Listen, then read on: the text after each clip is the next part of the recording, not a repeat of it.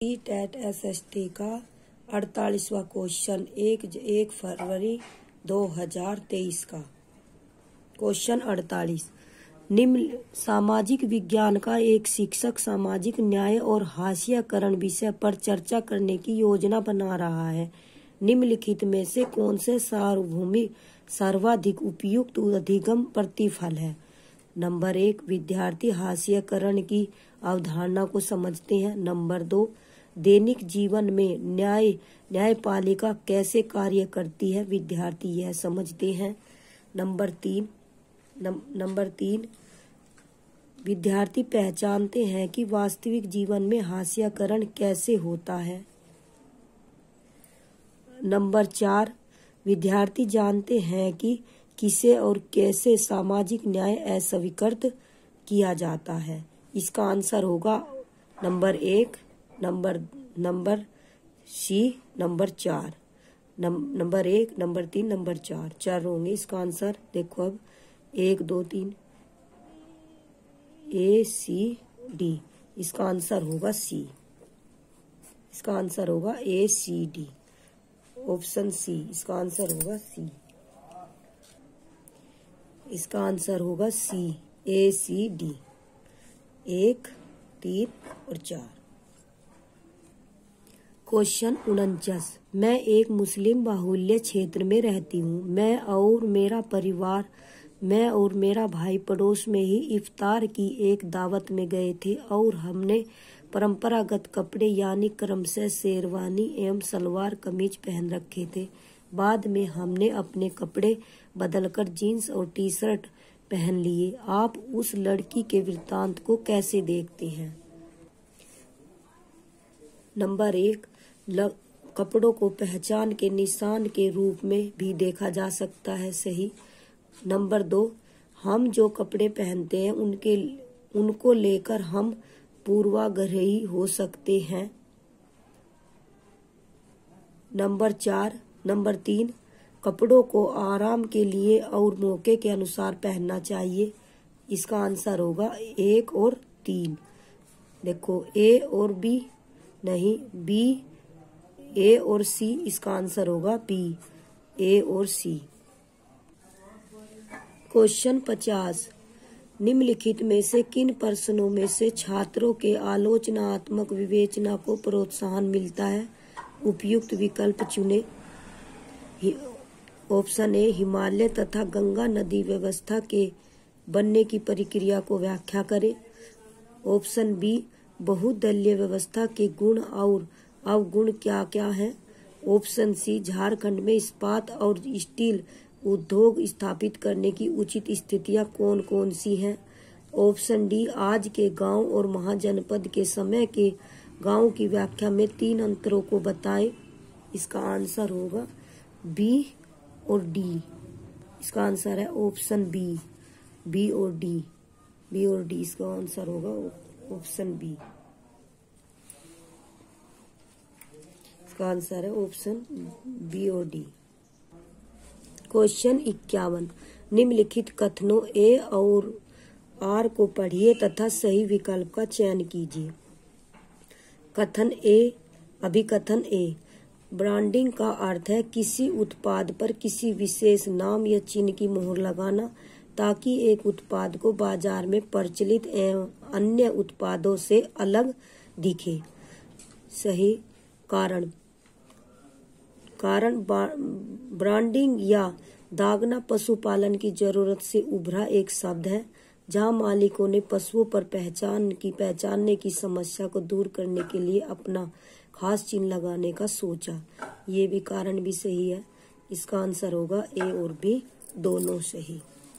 Option A और are दोनों सही है तथा ए की आर सही व्याख्या करता है। इसका आंसर होगा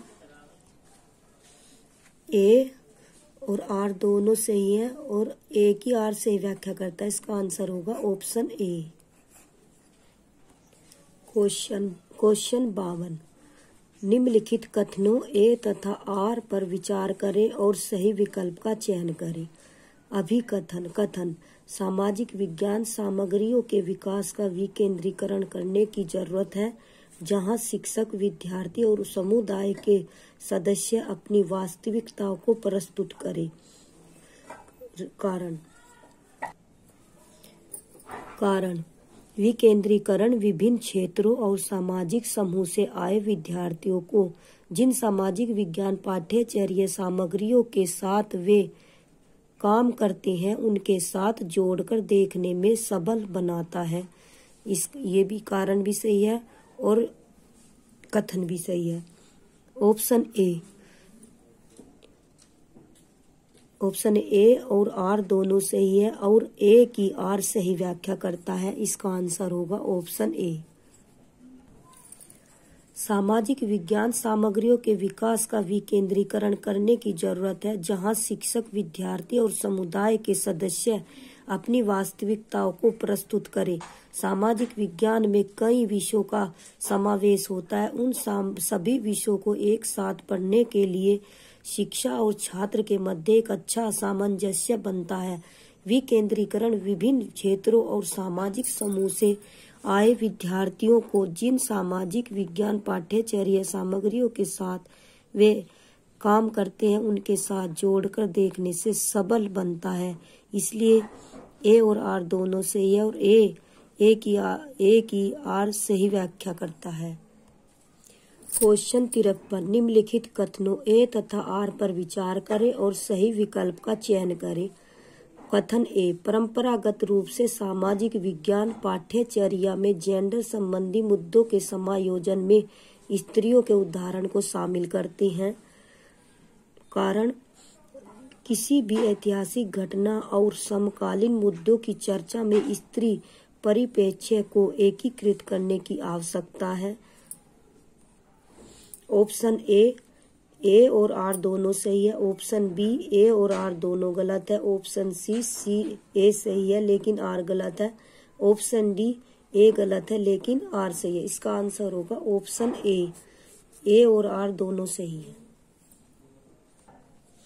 एक्सप्लेनेशन, परंपरागत रूप से सामाजिक विज्ञान और पाठ्यचर्या में जेंडर संबंधी मुद्दों के समायोजन में स्त्रियों के उदाहरण को शामिल करते हैं।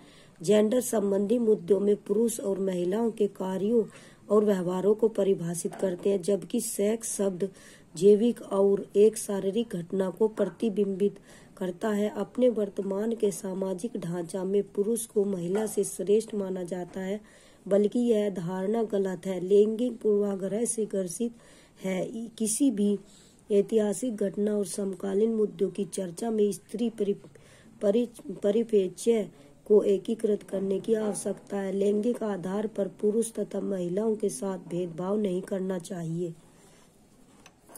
क्वेश्चन 54, इनमें से कौन द्वितीयक स्रोत का उदाहरण है?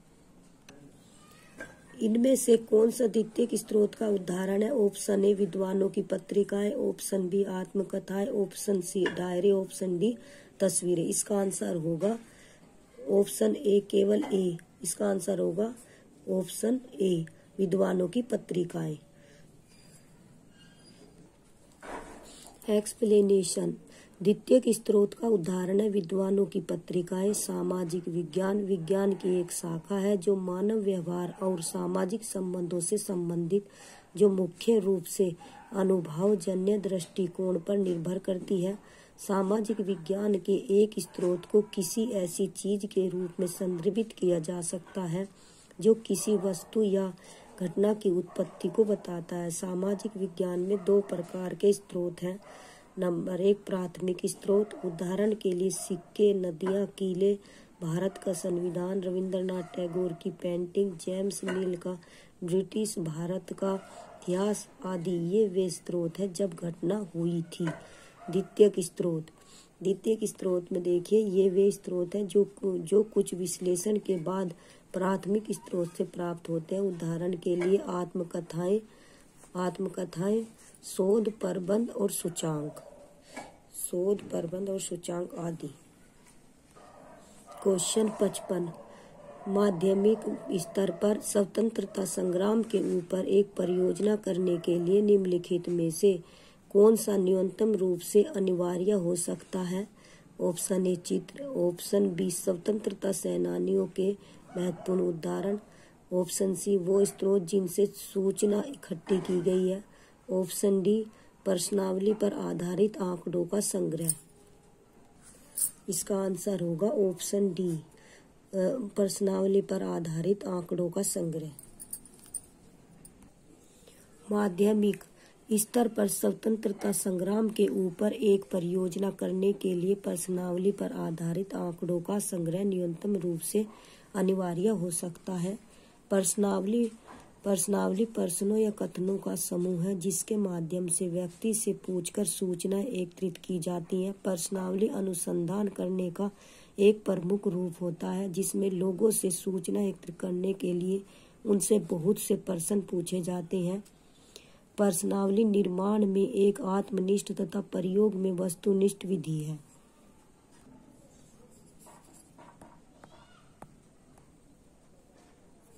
क्वेश्चन 56 आरटीआई एक्ट 2009 के अनुसार निम्नलिखित में से कौन सी संस्था या संस्थाओं से मूल्यांकन प्रक्रमों को विकसित करने की अपेक्षा है। ऑप्शन ए केंद्र सरकार, ऑप्शन बी राज्य सरकार, ऑप्शन सी स्थानीय सरकार।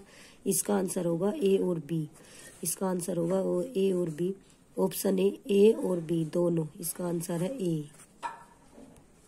एक्सप्लेनेशन आरटीआई एक्ट 2009 के अनुसार केंद्र सरकार और राज्य सरकार नाम संस्था या संस्थाओं से मूल्यांकन प्रक्रमों को विकसित करने की अपेक्षा है। आरटीई एक्ट यह शिक्षा के अधिकार अधिनियम को 4 अगस्त 2009 को संसद में अधिनियम किया गया, परंतु इस एक्ट को 1 अप्रैल 2010 में लागू किया गया था।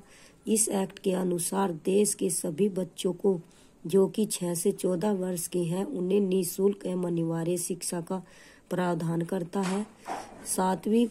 सातवीं अनुसूची में समवर्ती सूची के तहत शिक्षा एक प्रमुख विषय है। यह अधिनियम शिक्षा के अधिकार को सुनिश्चित करने के दौरान केंद्र सरकार, राज्य सरकार और यहाँ तक कि स्थानीय निकाय द्वारा पालन की जाने वाली विशिष्ट नीतियाँ और दिशा निर्देश को निर्धारित करता है। क्वेश्चन 57 किसी कक्षा या विद्यालय का आकलन चक्र रिक्त स्थान से आरंभ होता है और रिक्त स्थान पर समाप्त होता है। ऑप्शन ए निर्माणात्मक आकलन और योगात्मक आकलन से। ऑप्शन बी नियोजन आकलन से आरंभ होता है और योगात्मक आकलन से समाप्त होता है। इसका आंसर होगा बी। इसका आंसर होगा बी नियोजन आकलन और योगात्मक आकलन।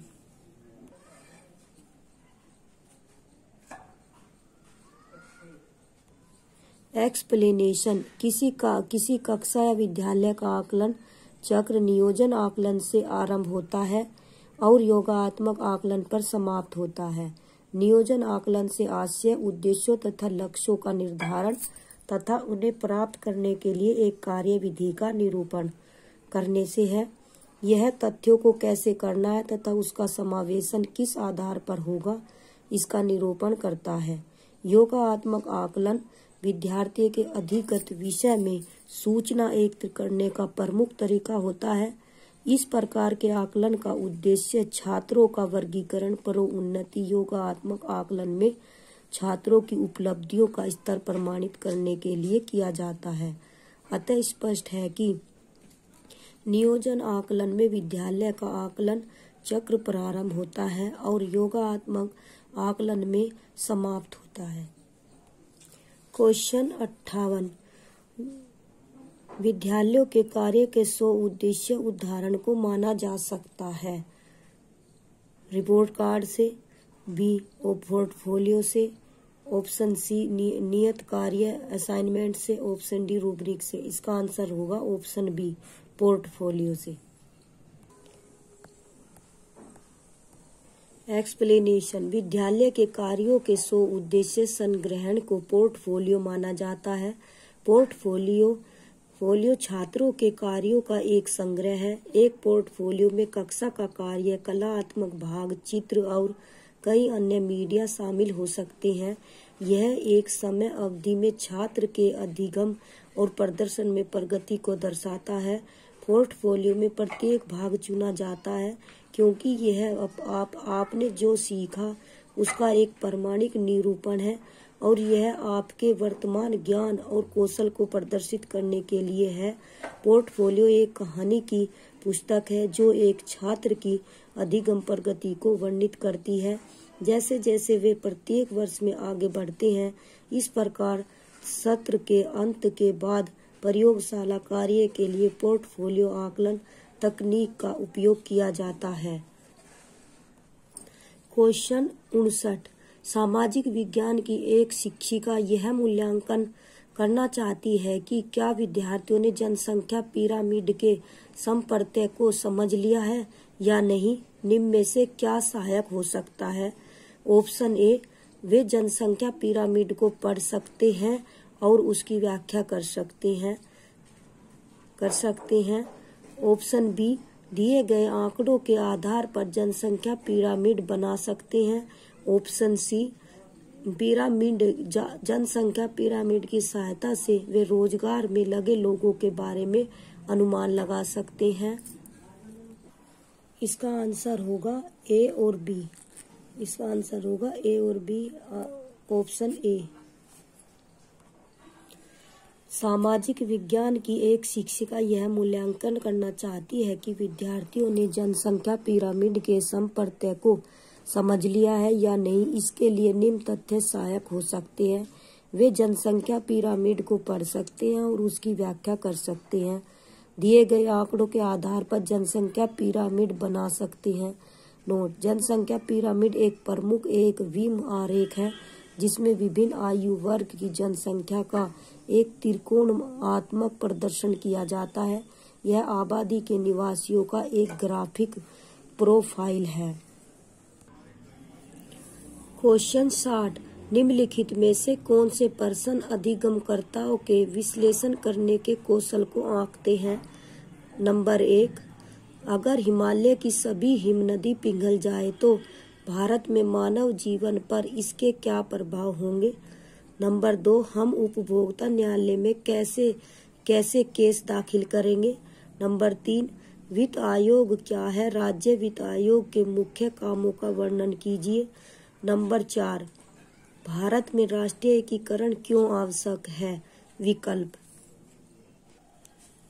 ऑप्शन ए केवल ए और B C, option B only B C D, option C only A B, option D only A D. इसका आंसर होगा only A D, answer A D. इसका आंसर होगा ऑप्शन डी। एक्सप्लेनेशन: अधिगमकर्ताओं के विश्लेषण करने के निम्न कौशल आंके जाते हैं। अगर हिमालय की सभी हिमनदी पिघल जाए तो भारत में मानव जीवन पर इसके क्या प्रभाव होंगे। भारत में राष्ट्रीय एकीकरण क्यों आवश्यक है। जब हम अधिगम की प्रक्रिया द्वारा अनुक्रियाओं को ऐसे समवर्गीय श्रृंखला का अर्जन करते हैं जिन्हें पूर्ण दक्षता के साथ संपन्न किया जाता हो तो इस प्रकार की उपलब्धि को कुशलता या कौशल का नाम दिया जाता है।